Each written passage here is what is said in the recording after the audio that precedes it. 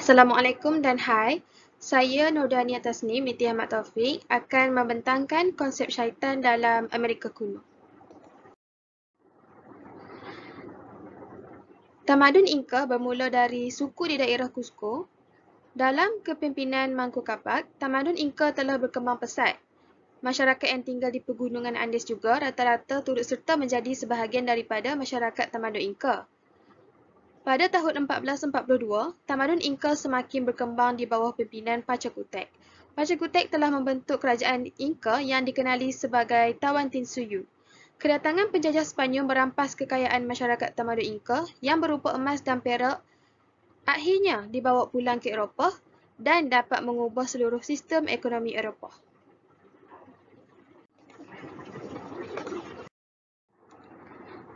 Bagi konsep syaitan dalam tamadun Inca pula, penganut Kristian di Sepanyol percaya bahawa supai adalah contoh kepada kejahatan yang digelar sebagai the power of evil. Bagi masyarakat tamadun Inca pula, mereka percaya bahawa supai adalah makhluk yang jahat di mata manusia, tetapi sebenarnya baik di alam lain. Tamadun Inca juga percaya yang supai ni dulunya berasal daripada keturunan yang baik dan bermanfaat kepada masyarakat. Kemudian, ia berubah menjadi jahat dengan cara yang sama dengan Lucifer. Bagi pelombong atau miners pula, mereka percaya yang supai ni bukan sahaja dikenali sebagai dewa kematian, malah supai ni juga dikenali sebagai dewa bawah tanah atau dewa mineral. Bagi ciri-cirinya pula, dewa supai digambarkan sebagai makhluk yang mempunyai tanduk yang panjang, dan dewa supai juga dipercayai mempunyai gigi atau taring yang sangat tajam.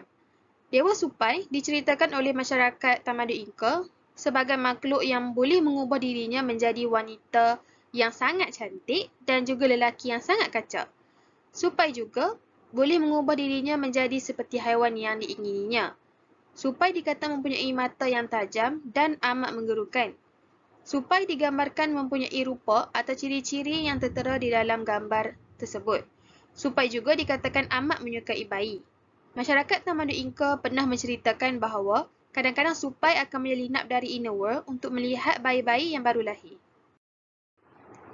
Dewa supai ni adalah dewa yang diceritakan sebagai makhluk yang bersifat antagonis. Kerana supai ni dia tak membenarkan masyarakat tamadun Inca untuk menganut agama Kristian.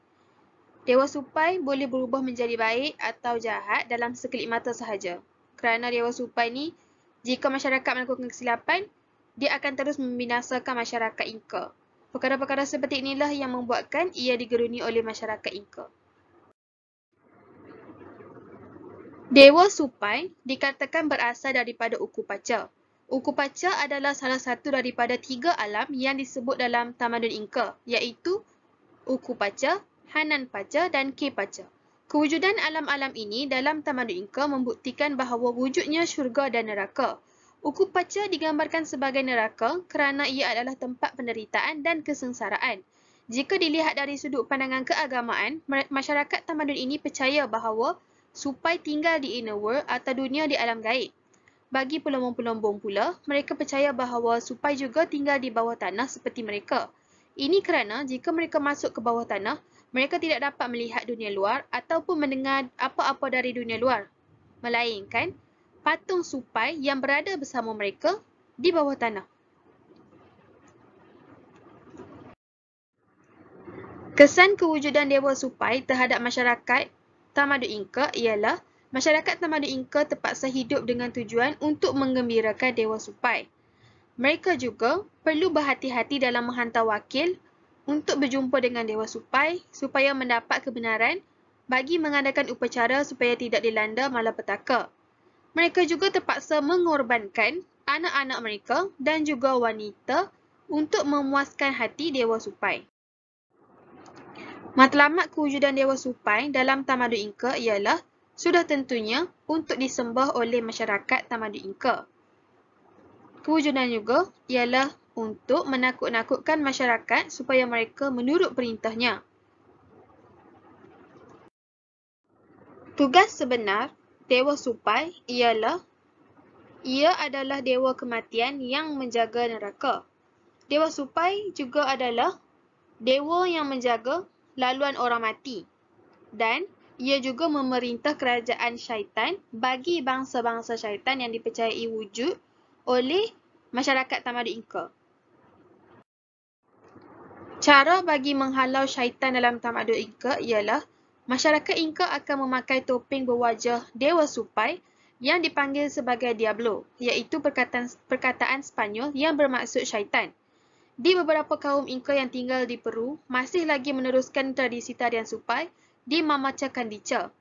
Penyembahan Dewa Supai telah diubah menjadi satu praktik yang baharu di mana Supai digunakan sebagai upacara tradisi yang dikenali sebagai Dia Belada, iaitu upacara tradisi yang diadakan oleh masyarakat yang dahulunya keturunan mereka pernah menyembah Dewa Supai dan menjadi separuh daripada sejarah tamadun Inka di Bolivia, Chili dan Peru, dan juga di negara Andean yang lain. Ia merupakan festival yang dijalankan selama 2 minggu berturut-turut setiap tahun. Kesimpulannya, Dewa Supai adalah dewa jahat yang cuba untuk menakluki masyarakat tamadun Inka dengan cara yang salah. Ia menganggap bahawa jika ia bersifat bengis dan sentiasa digeruni oleh masyarakat, maka ia akan sentiasa disembah oleh masyarakat.